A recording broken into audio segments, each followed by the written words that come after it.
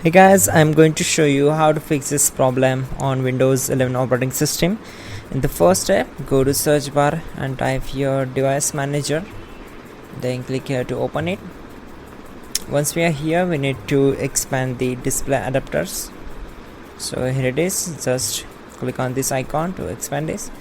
Now right click on the drivers and select properties, go to drivers tab and click on update driver.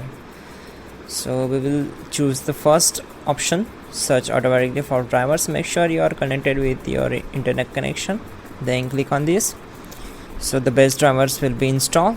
Close this, again click on update driver, select browse my computer for drivers, select this option. Let me pick from a list of available drivers on my computer, then select this model, click on next, and there we go. The Windows has successfully updated your driver. Now close this window and we will simply move to the next step.